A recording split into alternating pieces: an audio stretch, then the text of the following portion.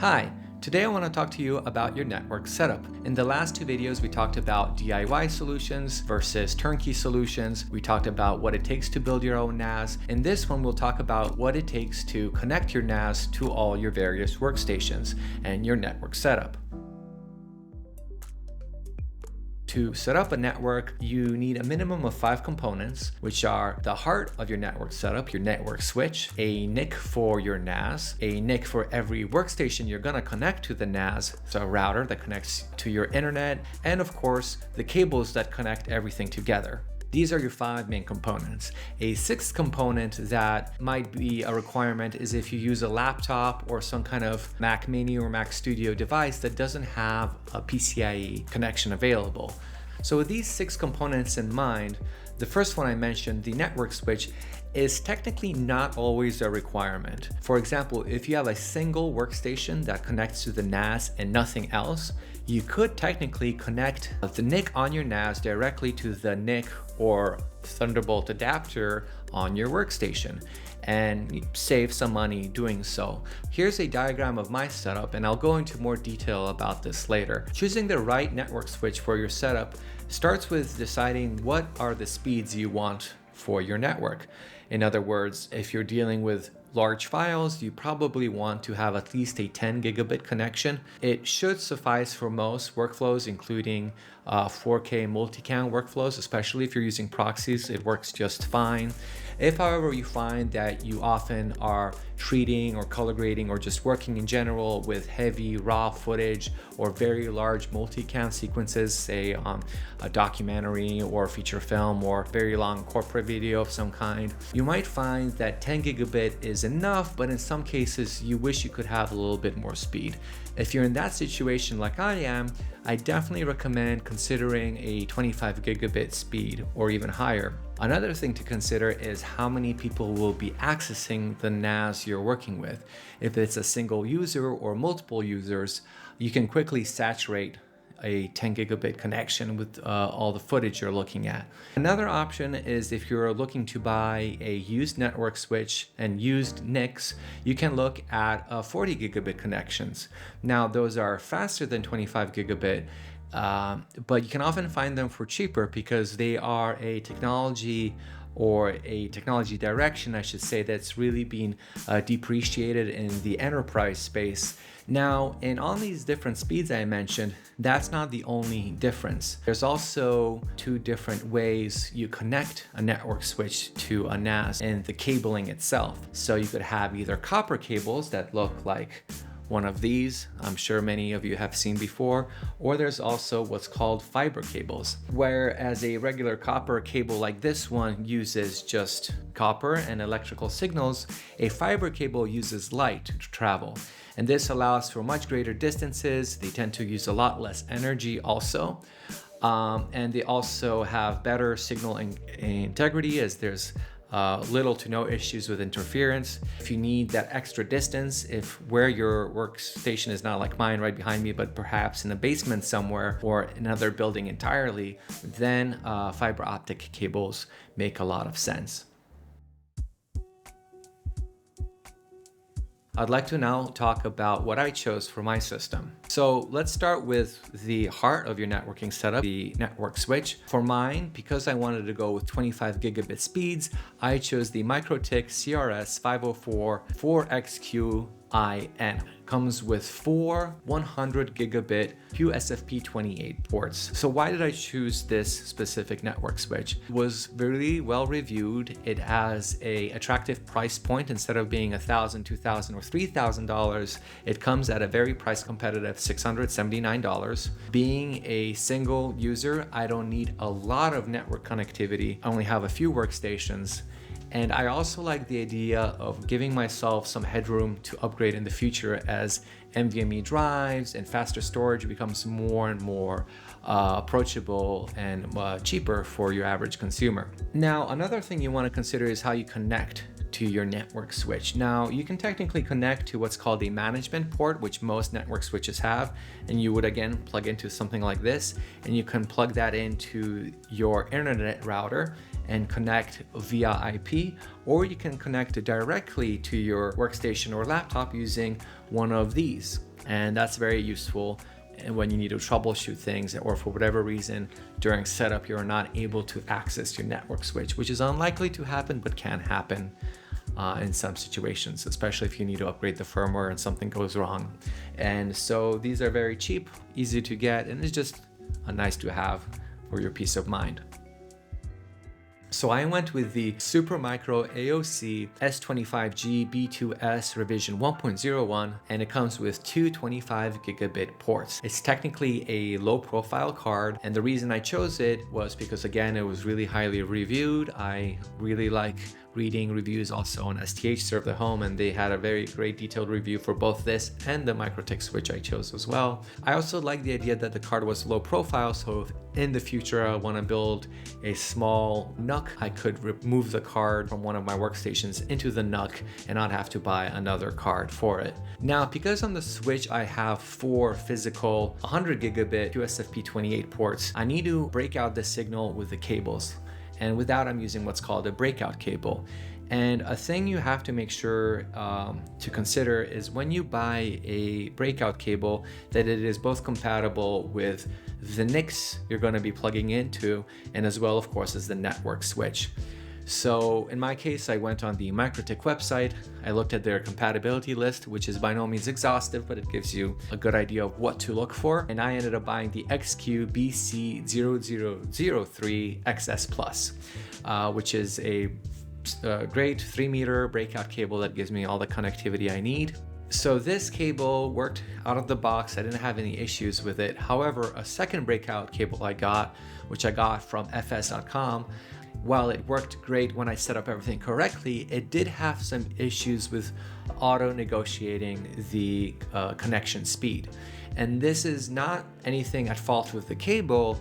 This has to do with just breakout cables not always being correctly recognized right away by the NIC and network switches they're being attached to. So you have to basically, and I'll show you later where to do this, in your switch operating system, you have to make sure you turn off auto negotiation for the speeds and set up the speeds that cable is supposed to be. In our case, because we know it's breaking from 100 gigabit to 25 gigabit connectivity, it's very easy. I just set 25 gigabit speeds and it works. Finally, the sixth component is the Sonnet Twin 25G SFP28 to Thunderbolt 3 adapter. Now, this adapter is definitely on the expensive side because we're dealing with 25 gigabit connectivity. If you were to look at the same adapters but for 10 gigabit copper cables, you'll find that they're significantly more price competitive. In fact, you can find some for 100 or 200 bucks or even cheaper. The cool thing about this adapter is, of course, you can basically have 25 gigabit connectivity with any system that has Thunderbolt. So a laptop, or perhaps, as I mentioned earlier, a PC where all your PCI slots are filled up or used up by GPU workstations or sound cards and all the other paraphernalia you might be using as a digital artist. And so this allows you to still get 25 gigabit connectivity. In my case, I have a Mac Studio, which comes with 10 gigabit ports, but I wanted the 25 gigabit connectivity. So through Thunderbolt, I'm able to use this adapter and get the speeds I want.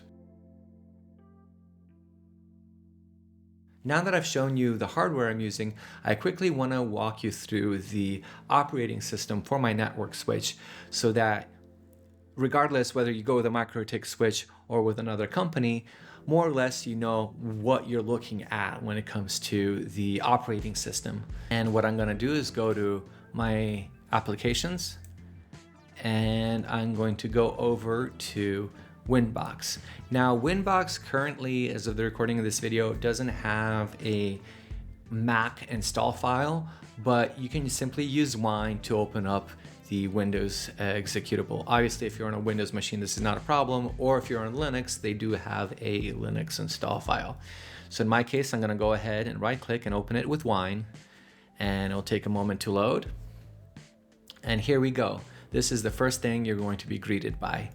And you will not have a login or a password yet, or if you do, it might be the default that comes with your switch, which you can read either on your manual, or it might be a sticker printed and applied somewhere on your network switch. But in either case, you will be shown a MAC address if you have connected physically the network switch to your workstation. You're going to go ahead and connect, and this will open up an interface. Now, right now you can see a lot of things, and it might seem a little bit overwhelming. Probably when you first boot it up the first time, you'll be greeted simply by your basic menu as well as this quick setup. If you're using a different network switch, this might look significantly different, but more or less they all have similar functionality. Now you'll have the option sometimes, especially on Mikrotik switches, of using the switch either as a router or as a bridge. And what that means is technically I could replace my internet provided router with my own router. And there are some advantages when it comes to that, but there are also some disadvantages. The advantages is, of course, I can really customize and make the internet work like I wanted to in my home. The disadvantage is whenever there's any kind of issue with the internet nearby, or there's any kind of maintenance, it's very easy for your internet company to basically say, oh, the reason you're having issues is because you're using your own network switch. This is unfortunately just a reality of the world we live in, but it does mean basically you're putting the onus on yourself to deal with more of these administrative issues. In my case, I am using the network switch strictly for my NAS and local network, so I set it up in bridge mode. However, it doesn't mean that you can't have it connected to the internet. In fact, even though I have it set up in bridge mode, I do have internet access on this switch, which, as you can see here, allows me to directly from Winbox to connect online and check, and in this case, download and install the latest update. For example, you can see here that I'm running 7.12.1, but there's a new version, 7.13. Now, technically, you don't even need to use a GUI to access your network switch. You can plug in with one of these cables or through your browser and set up things correctly. But I think for inexperienced or newbies, first-time users, a GUI helps really just navigate and kind of understand the logic behind a network switch of where you can find what. Another very useful window is the interface list, which quickly shows you all your connectivity, the ones you're using, the ones you're not using. As you can see here, they're listed 1-1 all the way to 4-4. These are technically the 4 100 gigabit ports I have, and it's also showing how they can all be broke out into individual 25 gigabit connections. In this case, you can see I'm using 2 are connected directly to my NIC right now on my NAS, and 2 are directly connected to the Thunderbolt NIC adapter I have on my Mac Studio. If I click on the interface and I go on the Ethernet tab under speeds, this is where you need to turn off auto negotiation. And again, once you set this up correctly, there's no adverse effects. You're getting the full speeds that you want, but it's just something to keep in mind during your first time setting this up. This is just a quick preview of what a operating system for a network switch can look like. And yes, in a way, this is yet another operating system that you need to learn the logic of and where things are. But again, I found the Mikrotik community to be extremely helpful and friendly. I especially had a great success and help on their Mikrotik Discord. Okay, so I wanted to take this moment also to show you a rough visual representation of what my network setup looks like. So this is a little bit simplified. I do have additional things in my personal setup, but for the purposes of what you need to get started and what things I am talking about today are, this will give you the best idea, and this is all you need to get a similar setup running. So if I were to zoom in right here, this is my server rack, and up here you have my network switch. Then right here you have my router, which is my connection to the internet, my Thunderbolt adapter for a connection from the switch to my Mac Studio, which is right here. Right here is my personal workstation or PC that runs both Windows and Linux. And finally, down here is TrueNAS, which is my NAS. The blue, the internet, is all the devices that I have that are connected to my internet router. And technically, I could have set this up in a different way where all my internet connections go to my network switch, and from that I connect to my router. But for the way I wanted to set up things, I wanted to make it both visually and to myself very clear how each one of my workstations and NAS and other equipment connects to the internet. It also helps to simplify things when it comes to troubleshooting. You know exactly where to look when something is not working. So if at any point I feel like I need to update something or there's some new security issue online, it's as easy as switching off this port or just unplugging it physically. It makes it very, very clean. The next thing is my 100 gigabit to 25 gigabit breakout cables, which is why I have them going from dark green right here where they are 100 gigabit to lighter green where it's the individual 25 gigabit SFP connections. So you're going from QSFP28 to SFP28. And at the moment, I'm only using 2 of the 4 ports. I'm not fully using the system, so it gives me some expandability in the future. In fact, technically, I'm using more of these individual cables right now for other devices, but for the purposes of this tutorial right now, I'm just showing the bare minimum. The way I have it set up is one of my breakout cables is connected to my NAS as well as my PC workstation, and the other breakout cable goes into my Sonnet Thunderbolt adapter, which is then of course connected to my Mac via this red Thunderbolt cable. So yeah, hopefully this little breakout kind of shows you how I set it up and how maybe you can set it up for yourself. And again, this server rack behind me does occupy a lot of space, and if you're renting or moving frequently, that might not be an option for you. But the same can be done with a lot less space. Like the Mac Studio can be, in fact, a laptop. Your PC can be a second laptop. Instead of going with 25 gigabit, you could go with a connection that goes not from Thunderbolt, but it converts USB to a 10 gig connection, and this would allow you to reduce drastically your footprint of the amount of devices. A lot more laptops have USB than Thunderbolt, and also a lot of the USB devices are powered by themselves. You don't need a giant box like this one, or not giant, but a large box. And so that can help you reduce your footprint.